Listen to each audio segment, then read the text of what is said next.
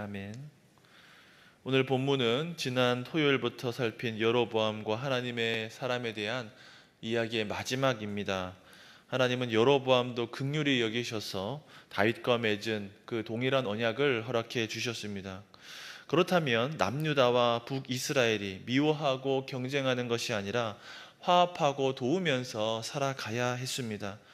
특히 모든 삶의 규범이 되는 예배에 있어서는 하나님의 말씀대로 해야 했습니다. 남유다와 북이스라엘 나라가 안식일과 절기를 함께 지켰을 때에 두 나라가 올바른 관계를 가지고 협력하고 하나 되는 바른 관계를 맺을 수 있었습니다. 그런데 여로보암은 즉위하자마자 그렇게 하지 않았습니다. 잘못된 제사를 기획하고 그렇게 실행했습니다. 여로보암은 이스라엘 왕의 직분을 누가 주셨는지 곧바로 망각했습니다. 그 직분이 무엇인지도 알지 못했습니다. 그저 자기 안위와 인기를 추구하다가 몰락하게 되었습니다. 지난 토요일에 살펴보았습니다만 여로보암은 하나님을 경외하지 않고 단과 베델의 우상을 만들어서 금송아지를 만들어서 이것이 출애굽한 여호와 하나님이다 하여서 예배하도록 했습니다. 그렇게 한 이유는 이 북이스라엘이 남유다로부터 종교적으로 분리하기 위함이었습니다. 남유다에 있는 성전이 자신의 통치력을 약화시킨다, 정치력을 약화시킨다 본 겁니다. 그래서 자신을 위해서 잘못된 예배를 기획했습니다. 10계명, 2계명은 우상을 만들지 말라는 것이죠. 1계명이 다른 신을 섬기지 말라는 것인데 2계명은 하나님을 이방의 우상대로 섬기지 말라라는 말입니다. 하나님께서는 자신이 원하는 방식대로 예배받기를 원하셨습니다. 그런데 여로보암은 자기 마음대로 예배 장소도 정하고 하나님의 형상도 만들고 또 제사장은 원하는 사람을 누구든지 정하여서 예배를 드렸습니다. 여로보암은 하나님보다 자신을 더 사랑했기 때문에 이 계명을 어기고 자신 마음대로 예배를 제사를 드렸던 것입니다. 이렇게 왕이 타락하자 자연스럽게 백성들도 하나님의 길에서 멀어지게 되었습니다. 이 여로보암의 잘못이 단지 과거의 것에 불과한 것일까요? 우리의 가정과 교회와 아무 관계가 없을까요? 그렇지 않습니다. 여전히 우리가 보이는 우상을 만들어서 섬기지는 않지만 이 계명을 어길 수 있습니다. 자신을 위해서 예배를 만들어 드렸듯이 우리도 나 자신을 위해서 우상을 만들 수가 있습니다. 하나님을 예배한다고 하면서 자신을 위하는 죄를 지을 수 있습니다. 우리가 성경에 관심을 갖지 않고 예배를 드릴 때, 삶을 살아갈 때 이 계명을 어기게 됩니다. 하나님께서는 자신이 어떤 분이신지, 어떻게 예배 받으실지 다 성경에 기록해 두었습니다. 삼위일체 하나님이 어떤 분이신지, 그의 몸된 교회가 어떤 곳인지, 구원의 진리가 무엇인지 모두 예배를 위해서 필요한 것들입니다. 여로보암이 기록된 율법을 지키지 않고 자신의 뜻대로 행했습니다만 우리는 철저히 하나님 말씀 중심의 예배를 드려야 합니다. 일단 공예배를 잘 드려야 합니다. 주일에 우리의 삶의 모든 그런 예배, 삶이 세워지게 됩니다. 하나님께서는 복되고 거룩한 안식일에 온 교회가 드리는 예배를 기뻐하십니다. 그렇기 때문에 이 주일 예배, 공예배 시간에 바른 자세와 마음으로 참석해야 합니다. 이 계명에는 약속된 복이 있죠. 천대까지 구원 복락을 누리게 될 것이라는 약속입니다. 북이스라엘은 천대의 복을 누리지 못했습니다. 여로보암이 죄를 지었기 때문입니다. 자신을 위해서 예배를 드린다면 이 믿음의 대가 곧 끊어지게 될 것입니다. 그러나 하나님의 말씀대로 예배하는 가정과 교회에는 하나님이 끊임없이 구원 복락을 허락해 주십니다. 열왕기상 13장 본문에는 여로보암이 불법적으로 드린 예배에 대한 하나님의 심판이 얼마나 분명한지, 피할 수 없는 것인지 기록되어 있습니다. 오늘 본문에 나오는 사자에게 찢겨 죽은 유다의 선지자가 그렇습니다. 어제 살폈듯이 베델의 선지자는 유다에서 온 하나님의 사람을 속였습니다. 유다에서 온 하나님의 사람은 얼마나 억울했겠습니까? 자신과 같은 선지자라고 해서 따라왔는데 자신이 하나님의 심판을 받게 되었습니다.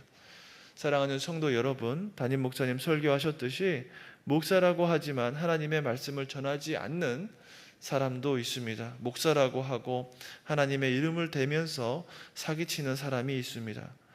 그래서 우리 모두 각자가 다 하나님의 앞에 서야 하는 존재입니다. 로마 천주교에서는 평신도가 감히 하나님 앞에 바로 설 수 없다라고 가르칩니다. 그래서 평신도와 또 하나님 사이에는 성자와 사제가 개입해야 한다고 가르칩니다. 그래서 사제가 없으면 하나님의 은혜를 경험할 수 없다고 합니다. 대표적인 예가 칠성례입니다. 천주교에 다닌다고 해서 모두 다 지옥 간다고 감히 말할 수는 없지만 로마 천주교 교리는 베델의 선지자처럼 성도들을 속이는 가르침입니다. 사제는 성체 성사를 집례하면서 매번 예수님의 살을 찢고 피를 흘리는 예식을 집례하게 됩니다. 성경에서는 우리 예수님께서 단번에 피를 흘리시고 하나님 사이에 화목제물이 되셨다고 가르치는데 천주교에서는 아직도 반복적으로 예수님이 피를 흘리고 살을 찢어야 한다고 가르칩니다. 그래서 우리 교회가 가지고 있는 헌법에서도 분명하게 로마 천주교를 정죄했습니다. 우리는 예수님이 보내신 성령님과 동행하는 신자입니다. 한 사람 한 사람 모두가 성도이고 또 성자이죠.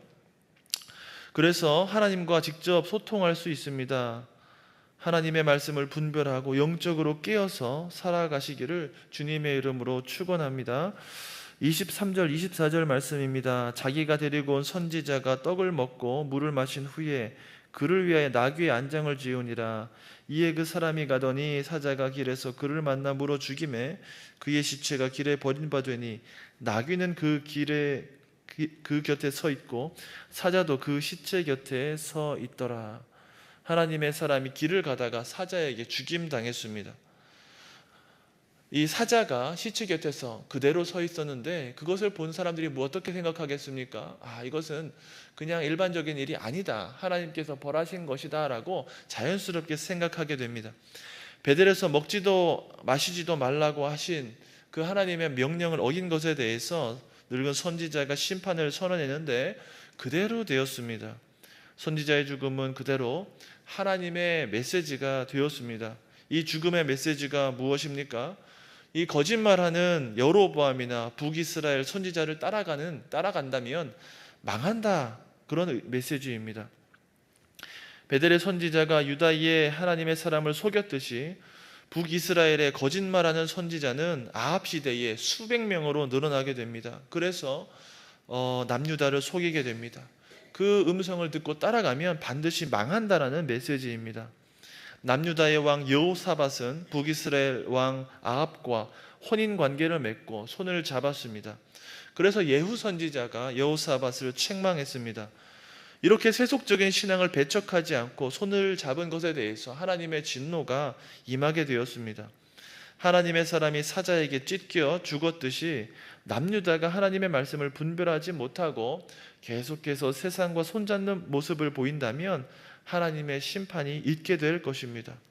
우리가 잘 알듯이 결국에는 남유다도 하나님의 심판을 바벨론에 의해 망하게 되지 않았습니까? 하나님의 사람이 죽음을 통해서 이 메시지가 되었다면 그 죽음의 의미를 생각하고 마땅히 회개해야 했습니다. 그렇지만 여로보암도 그렇게 하지 않았고 이후에 남유다도 그렇게 하지 못했습니다. 이 사건은 우리에게도 경고가 됩니다. 복 있는 사람은 악인의 꾀를 따르지 않고 죄인의 길에 서지 않고 오만한 자들의 자리에 앉지 않는 것입니다. 악인과는 분리된 삶을 살아가는 것이 신자에게서는 정상적인 삶입니다. 사랑하는 성도 여러분, 하나님께서 우리를 구원하신 후에 왜 아직도 죄악이 판을 치는 세상 가운데서 살아가게 하셨습니까? 이 세상 가운데서도 죄짓지 않고 구별되어서 하나님의 뜻을 드러내는 삶을, 거룩한 삶을 살아내라고 그러신 것입니다. 요한일서 2장 1절 말씀에 나의 자녀들아 내가 이것을 너희에게 쓰면 너희로 죄를 범하지 않게 하려 함이라. 만일 누가 죄를 범하여도 하나님 앞에서 우리에게 대언자가 있으니 곧 의로우신 예수 그리스도시라 라고 했습니다. 이 세상을 살아갈 때 죄를 짓지 않고 주님 뜻대로 살아가시는 성도님들 되시기를 축원합니다. 하나님의 사람이 죽었다는 이 사실이 여로보암의 귀에도 들어갔을 것입니다. 그럼에도 불구하고 여로보암 왕이 계속해서 죄를 지었습니다. 33절, 34절 말씀 같이 한번 읽어봅시다. 여로보암이 이 일 후에도 그의 악한 길에서 떠나 돌이키지 아니하고 다시 일반 백성을 산당의 제사장으로 삼되 누구든지 자원하면 그 사람을 산당의 제사장으로 삼았으므로 이 일이 여로보암 집의 죄가 되어 그 집이 땅 위에서 끊어져 멸망하게 되니라. 본문은 여로보암의 집이 땅 위에서 멸망하게 된 이유를 분명하게 설명했습니다. 누구든지 자원하는 사람을 제사장으로 삼은 죄가 있었기 때문입니다. 역대하 13장에 보면 수송아지 한 마리 가지고 또 수장 7을 가지고 오면 제사장이 될 수 있었다라고 기록하고 있습니다. 요즘 말로 하면 신학교에서 신학을 제대로 수련하지 않아도 돈만 내면 전도사도 될 수 있고 목사도 될 수 있다라는 그런 의미입니다. 실제로 그런 일이 있습니다. 오늘 본문은 우리에게 어떤 메시지를 줍니까? 하나님의 말씀에 대해서 완고하게 거부하는 타락한 인간 본성에 대해서 경계하라는 메시지입니다. 하나님의 사람이 죽어도 하나님의 말씀을 거부하는 이 완악한 인생의 모습을 살펴보면서 경계하시기를 바랍니다. 하나님의 말씀을 전하는 설교자가 우리에게 강하게 경고할 때에 우리에게 완고하게 거부하는 모습이 있지는 않으십니까? 요시야가 비록 오랜 기간 후에 등장하고 불법적인 산당을 제거했지만 하나님의 심판의 예언이 분명하게 이루어졌습니다. 오늘 당장에 하나님의 진노가 우리의 삶 가운데 없다 할지라도 우리의 불순종에는 하나님의 심판이 임한다는 것을 생각해야 합니다. 오늘 본문은 우리에게 말씀으로 돌아갈 것을 촉구합니다. 베델의 늙은 선지자가 거짓으로 하나님의 사람을 꿰어냈습니다. 이것은 말씀의 사역자가 말씀을 왜곡하는 모습입니다. 하나님의 말씀을 담당하는 선지자가 말씀을 왜곡하자 그 말을 듣고 따라온 하나님의 사람이 저주 아래 있게 되고 심판을 받고 죽게 되었습니다. 심각한 문제입니다. 하나님 나라의 직분자인 왕이나 제사장, 선지자가 말씀을 왜곡하게 되었을 때 자신뿐만 아니라 공동체에 큰 해를 가지고 옵니다. 그래서 목회서신의 사도는 하나님의 말씀을 가감없이 전하는 신실한 하나님의 종이 되라고 권하였습니다.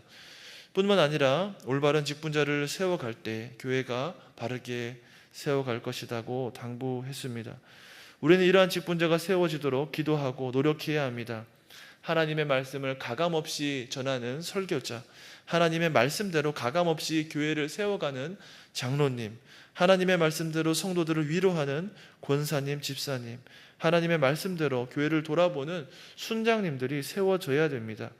그런 하나님의 사람들이 세워질 때 교회가 바로 서고 하나님의 나라가 확장되게 될 것입니다. 교회 직분자가 바로 설 때 그 안에서 모든 성도들이 바르게 세워져 갈 것입니다. 사도행전에 보면 하나님의 말씀을 옳게 분별한 지역교회가 나옵니다. 베레아 교회였습니다. 하나님의 말씀을 듣고 읽고 묵상했습니다. 베레아에서 큰 부흥이 있었습니다. 베레아 사람은 데살로니가에 있는 사람들보다 더 신사적이어서 간절한 마음으로 말씀을 받고 이것이 그러한가 하여 날마다 성경을 상고함으로 그 중에 믿는 사람이 많았다고 기록하고 있습니다. 베레아 사람들처럼 하나님의 말씀을 진지하게 간절하게 받으시기를 바랍니다. 내가 듣기 좋은 것만 골라서 받지 말고 성경에 기록된 하나님의 음성을 골고루 들으시기를 바랍니다. 그러므로 가정과 교회가 든든하게 서가는 복, 천대까지 구원 복락을 누리시는 저와 여러분 되시기를 주님의 이름으로 축원합니다. 아멘. 주기도문 하겠습니다. 하늘에 계신 우리 아버지, 아버지의 이름을 거룩하게 하시며 아버지의 나라가 오게 하시며 아버지의 뜻이 하늘에서와 같이 땅에서도 이루어지게 하소서. 오늘 우리에게 일용할 양식을 주시고 우리가 우리에게 잘못한 사람을 용서하여 준 것 같이 우리 죄를 용서하여 주시고 우리를 시험에 빠지지 않게 하시고 악에서 구하소서. 나라와 권능과 영광이 영원히 아버지의 것입니다. 아멘.